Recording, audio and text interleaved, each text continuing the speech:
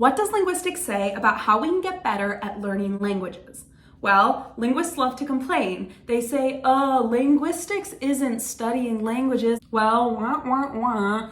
Keep on whining all you want, but I studied linguistics, I have a degree in it, and it definitely made me better at studying languages. So I'm gonna take you through some of the ways that it did, and luckily, every single one of these things that I'm gonna talk about are replicatable. You definitely don't need a degree in linguistics to benefit from any of this, and hopefully it will teach you all something about how perhaps you too can get better at language learning. All right, so first, when you understand the linguistics of a language, it often means that you have to memorize way less stuff in order to understand what's going on with the grammar or the pronunciation. So a classic example of this is the way you make plurals in English. When people learn how to make plurals in English, they learn that sometimes you have to say s at the end of a word and sometimes you have to say z. Okay, but there's actually a way that we can expedite that whole process and never have to memorize which word requires which. Essentially, when a word ends with a voiceless consonant, so like p, k, t, something like that, you always put a s sound, an s sound, at the end of that word to make the plural. It's pretty simple. For example, take the word pot. It ends with a T, so it's a voiceless consonant, which means your vocal cords are not vibrating when you make the t sound. So when you go ahead and you make the word pot, plural, you get pots. Take another example. So if the word ends with a voiced sound, so a voiced consonant like g or b or n or something like that, or the word ends with a vowel like e, o, vowels like that, you're always gonna put a z sound at the end of the word, right? It's pretty simple. So you get a word like bananas, right? Bananas, bananas. Super simple, don't have to worry about anything except whether the end of the word is voiced or voiceless, and suddenly you don't have to memorize anything. And the same thing can be applied to a lot of other languages too. Arabic learners have to learn a lot of complicated stress patterns that they usually just have to memorize, but if you know the linguistic patterns of it, you actually don't have to memorize anything. The same can be said about stuff like Turkish vowel harmony, which can be notoriously hard to understand, but actually becomes very simple when you understand the patterns. And second, learning pronunciation like a linguist is way better than learning pronunciation like a traditional language learner. Okay, so my personal biggest example of this was when I learned Spanish. I studied Spanish from the time I was in 7th grade all the way up until my freshman year of college, so 7 years. And then my sophomore year of college, I took a Spanish linguistics class. And that class completely changed my life and totally altered the way that I spoke Spanish. I had legitimately so many misconceptions about the proper ways to pronounce things in Spanish. For example, it might sound crazy to many Spanish speakers, but I had been speaking Spanish for the better part of a decade without understanding that the sound that you make with the letter B is identical to the sound that you make with the letter V. I was out here just saying ba and va the way you do in English, and no teacher had ever corrected me. Why? Because Spanish speakers, native Spanish speakers, don't differentiate the sounds ba and va in their heads. And so to them, it just sounds like a foreign accent. And then native English speakers, a lot of the time, don't understand that there's no differentiation. So nobody had ever told me that I really shouldn't have been making this distinction at all. Another good example is that I always thought I was pretty good at rolling my R's in Spanish, right? I could go, and I was like, okay, good. I got it, problem solved, don't have to worry about that. No. That was not correct. I learned that there are a lot of patterns. So just like I was just talking about, at the beginning of a word in Spanish, if it starts with an R, you do roll your R, like ra, right? But in the middle of the word, you usually don't. So you would say something just like ra, right? Like not ra, but ra, just a single tap. So take, for example, the word for strange in Spanish. It's spelled R-A-R-O, and it's pronounced raro. Raro. Not raro or raro, but raro, right? Really weird. Never would have learned this until I took this class that was specifically about Spanish phonetics and phonology. And my pronunciation in Spanish still probably is not perfect, but it got a heck of a lot better after I took those classes and learned pronunciation like a linguist instead of like a language learner. Number 3.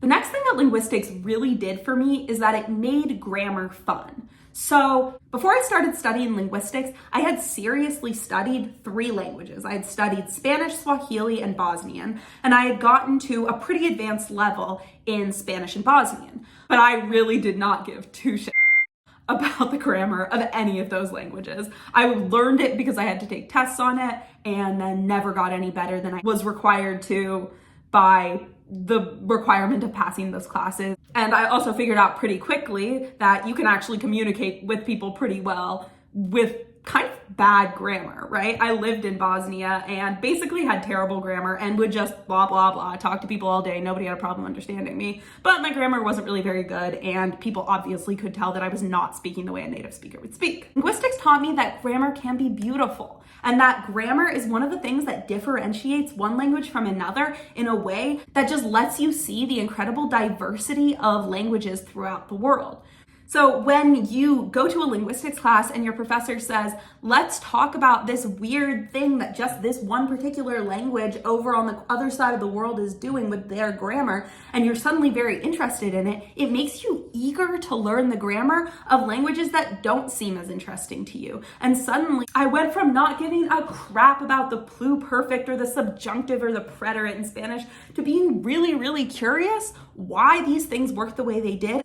And that ignited a fire under me that became invaluable across my future language learning endeavors. If the grammar of something you're learning is really starting to frustrate you, I recommend going and reading a linguistics paper about it. It might be a little bit complicated, but you'll probably learn something. It will help you remember that grammatical structure a lot better, and you're gonna be exposed to a lot of excitement about it because whoever wrote that paper is probably the person that is most excited about that random Latvian phenomena in the entire world. And so, in my opinion, that excitement becomes contagious and it's really a valuable learning tool. Number 4. The next lesson that linguistics taught me is to forgive your accents and mistakes. This is so key. So I think I, like so many language learners, spent so much time learning languages and just being absolutely terrified of making mistakes. I didn't want to embarrass myself. I absolutely never wanted to speak with native speakers because I was afraid they were going to judge me, that I wouldn't be able to communicate well, that it was going to be awkward. And as I think we all know, that fear can be an enormous impediment in language learning. But the thing is, linguistics is supposed to be descriptive. It's the first thing they tell you in Ling 101 when you're a freshman in college. They tell you linguistics is about describing languages. It is not about prescribing the way people should talk. And so when you go to linguistics class after linguistics class and you're told over and over and over again, it's okay if you don't speak the way it is conventional, you suddenly start to believe that. And that is a real aid in language learning because it helps you overcome your fears. So I went from not daring to utter a word in front of a native speaker of a language that I didn't understand, being terrified to raise my hand in class and say something if I thought I might be wrong, to just being whatever, I'm gonna try, I'm gonna communicate. I know I can communicate. I know enough vocabulary to string some words together, even if they're not the right words to be stringing together. And then you start speaking and then you become a lot less afraid. You get put in situations that allow you to continue to improve your language skills, and your language skills do eventually start to come naturally. And so I'm not saying that as a second language learner, you shouldn't try to emulate the proper way to speak a language. To a certain extent, you obviously have to do that because otherwise you're just never going to be able to communicate with people. However, there is a level of perfection that is just unattainable, especially for someone learning a new language like I am or like anybody is in those early stages. And you just can't try to attain that level of perfection. So forgiving yourself and believing in this linguistic mindset of not being too prescriptive towards yourself, I think is super powerful. And finally, 5. Linguistics taught me that wanting to speak another language is really not the only reason to study a language. So I think most people learn languages for personal reasons, professional reasons, whatever it is, in order to communicate with others. But that is not the only thing language learning can be about. Sometimes language learning can be done just for the joy of language learning. I feel like linguistics gave me an appreciation for languages that I never had before. Eventually it got to the point where I just wanted to study languages because I wanted to know about their weird grammatical forms or their interesting pronunciations. And I wasn't even that interested in using them for communication. I actually did this in college when I signed up for a Korean class without really caring about speaking Korean. I just thought the grammatical structure was really interesting, and I liked that it was such a different language than English. So I just enrolled in the class and had a joyous year of studying this language. And at the end of that year, I was terrible at Korean. I still am terrible at Korean. I spent so long studying it, like at least an hour every day for basically an entire year.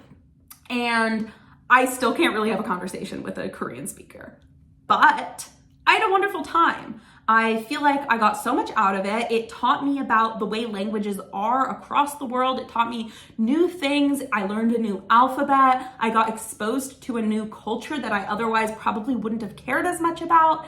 And I have absolutely no regrets. This also made me a lot less stressed out about, am I going to achieve fluency? Am I ever going to get good enough, right? Like, we all know fluency is this enigmatic, impossible to attain thing. Doesn't matter how good you are at a language, there's always someone more fluent than you, right? Unless it's your native language. Like, you're always probably gonna feel bad about your language skills. And even if it is your native language, maybe you will still. Learning languages for the joy of language learning instead of attaining fluency really just takes that pressure off your back and can make it a lot more enjoyable. And it certainly makes you not feel bad about yourself if you didn't achieve all of the goals that the, whatever, polyglots on YouTube have.